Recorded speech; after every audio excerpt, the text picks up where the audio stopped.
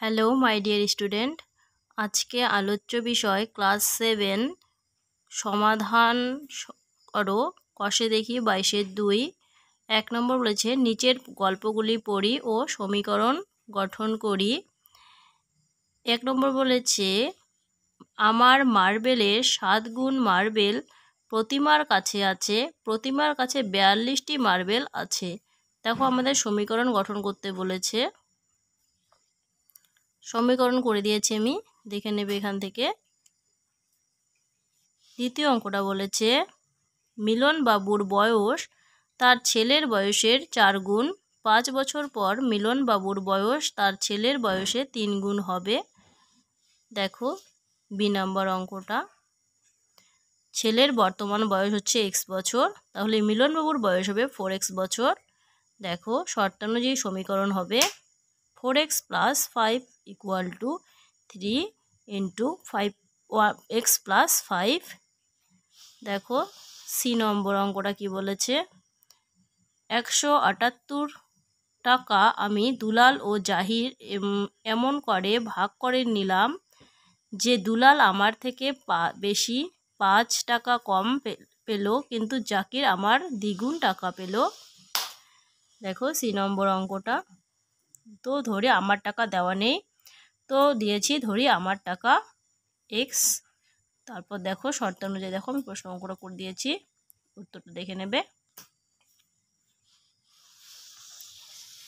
D নম্বর অঙ্কটা কি বলেছে দেখো, আমাদের গ্রামের 3895 জনের মধ্যে কতজন স্বাক্ষর তার চেয়ে অক্ষরহীনের সংখ্যা 1871 জন কম। দেখো ডি নম্বর অঙ্কটা, তো আমাদের শুধু এখানে সমীকরণ তৈরি করতে বলেছে, সমাধান কিন্তু করতে বলেনি, তাই শুধু আমরা এখানে সমীকরণটাই তৈরি করেছি। ই নাম্বার অঙ্ক দেখো কি বলেছে, কোনো সংখ্যাকে 12 দিয়ে গুণ করলে তার থেকে 48 বিয়োগ করলে বিয়োগফল মূল সংখ্যাটি 2/2/5 অংশ হবে।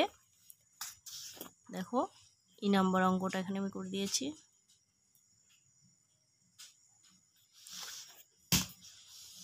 এফ নম্বরটা দেখো কি বলেছে, সীতারা বেগমের ফলের দোকানে মোট ফলের 1/এত অংশ আপেল, 2/7 অংশ কমলালেবু, অবশিষ্ট 116টি নাশপাতি আছে। তো দেখো সমীকরণ,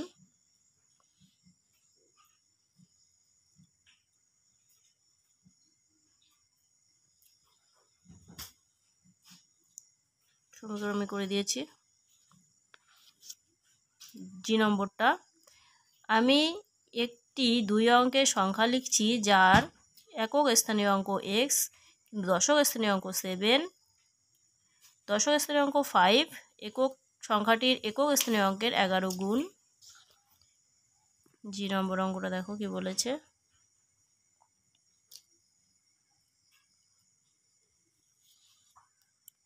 তারপর 23 নম্বর অঙ্ক,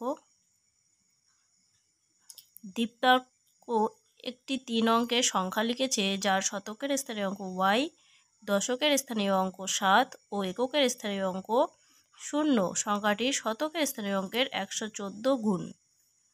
তো দেখো এখানে জি নাম্বার ও 23 নম্বর অঙ্কটা অনেকটা একই অঙ্ক। দেখো আজকে এই পর্যন্তই, এরপরে নেক্সট ভিডিও দেখা হচ্ছে।